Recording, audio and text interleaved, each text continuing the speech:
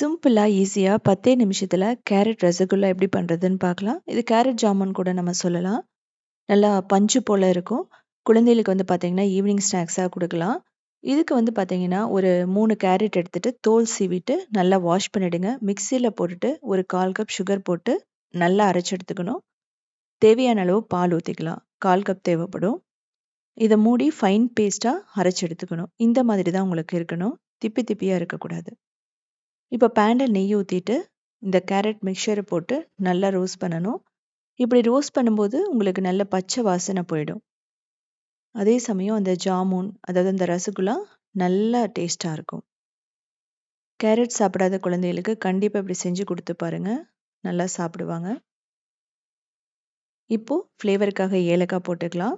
Milk powder வந்து 1/2 கப்லேருந்து நீங்க 1 cup கூட போட்டுக்கலாம். இது வந்து கட்டி இல்லாம நல்லா மிக்ஸ் பண்ணணும். தேவைப்பட்டா நீங்க வந்து டெசிகேட்டட் கோகோனட் கூட ஆட் பண்ணலாம். ஸோ ரசகுல்லா அப்படிங்கிறது வந்து பார்த்தீங்கன்னா, நம்ம பாலை வந்து நல்லா காய்ச்சினதுக்கு அப்புறமா லெமன் பிழிஞ்சு விட்டு அதுலேருந்து வர பன்னீர் எடுத்து பண்ணுறது தான் ரசகுல்லா. இது வந்து பார்த்தீங்க அப்படின்னா, டைரெக்டாக மில்க் பவுடர் வச்சு பண்ணுறதுனால இன்ஸ்டண்ட்டாக பண்ணிடலாம். இது வந்து ஒன்றோட ஒன்று சேர்ந்து வரணும். ஸோ இதில் நீங்கள் தேவைப்பட்டா அரிசி மாவு கூட ஆட் பண்ணிக்கலாம். இப்போ நான் வந்து ரவை ஆட் பண்ணுறேன். ஒரு 1/4 கப் ரவை. அது வந்து ஆட் பண்ணும்போது உங்களுக்கு நல்ல ஒரு திக்னஸ் கிடைக்கும். அதே சமயம் அந்த ரவை வந்து எக்ஸ்ட்ரா மாய்ஸ்சர் வந்து அப்சர்வ் பண்ணிக்கும். அப்படிங்கும்போது உங்களுக்கு கையில் ரவுண்டாக பிடிக்கும்போது ரொம்ப ஒட்டாம வரும். அதே சமயம் நம்ம பாலில் போடும்போது அந்த ரசகுல்லா வந்து பிரிஞ்சு போகாமல் இருக்கும். அதுக்கு தான் நம்ம ரவையை யூஸ் பண்ணுறோம்.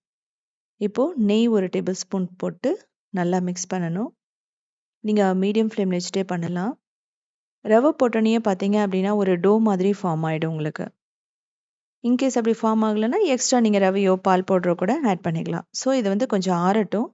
இப்போ நமக்கு ரெடி ஆகிடுச்சு. அந்த ரவையும் வெந்துருச்சு. இதுக்குள்ளே வந்து பார்த்தீங்கன்னா ஒரு 1/2 கப் பால் பவுடர் எடுத்துகிட்டு தண்ணி ஊற்றிட்டு மிக்ஸ் பண்ணிக்கலாம். கட்டி இல்லாமல் மிக்ஸ் பண்ணி எடுத்துக்கணும். இது வந்து ஒரு திக்னஸை கொடுக்கும்.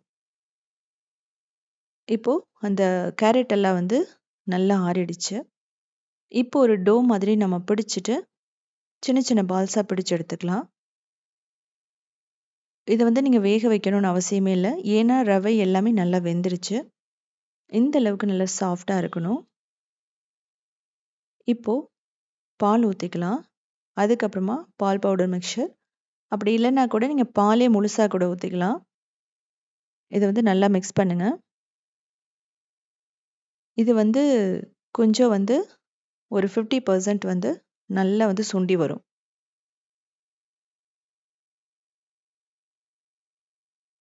இப்போ ஸ்வீட்டுக்காக கண்டென்ஸ்ட் மில்க். அப்படி இல்லைங்கிற பட்சத்தில் நீங்கள் கடைசியாக நாட்டு சர்க்கரையோ வெல்லமோ கூட நீங்கள் போட்டுக்கலாம். உங்களுக்கு பார்த்தாவே தெரியும். ஓரளவுக்கு நல்லா திக்காக இருக்குது. இப்போது குங்குமப்பூவும் ஃப்ளேவருக்காக ஏலக்காயும் போட்டுக்கிறோம். ஒரு 5 நிமிஷம் மட்டும் போதும். இது வந்து நல்லா வந்து சுண்டி வந்துடும். அதே சமயம் அந்த ஏலக்காயில் இருக்கிற கலர் வந்து பார்த்தீங்கன்னா சாஃப்ரான் இருக்கிற கலர், அந்த எல்லோ கலர் பர்ஃபெக்டாக வரும். இப்போ இந்த பால்ஸ் எல்லாம் போட்டுடலாம். இதை போட்டுட்டு ஒரு 3 நிமிஷம் கொதிச்சதுன்னா போதும். ரொம்ப சூப்பராக ரெடி ஆகிடும். ஏன்னா இந்த கேரட் ஜாமுன்லேயுமே வந்து பார்த்தீங்க அப்படின்னா ஸ்வீட் இருக்கிறதுனால எக்ஸ்ட்ரா வந்து நீங்கள் ஸ்வீட் ஆட் பண்ணணும்னு அவசியமே இல்லை. இந்த டைமில் வந்து பார்த்தீங்க அப்படின்னா கரண்டியை வச்சு வேகமாக கிளறக்கூடாது. இந்த இந்த பால்ஸ் எல்லாம் உடஞ்சி போக சான்சஸ் இருக்குது. இப்படி வந்து எடுத்து லைட்டாக சுற்றுனீங்கன்னாவே நல்லா வந்து ரெடி ஆகிடும். இப்போ ஒரு 3லேருந்து 4 நிமிஷம் நல்லா கொதிச்சிருச்சு.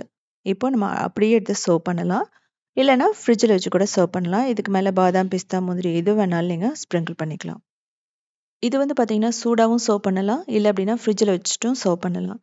2 நாள் வரைக்குமே கெட்டு போகாது. ஸோ இது மாதிரி சிம்பிளான யூனிக்கான ரெசிபிஸ் வேணும்னா நீங்கள் உத்தமை கிச்சனை ஃபாலோ பண்ணலாம்.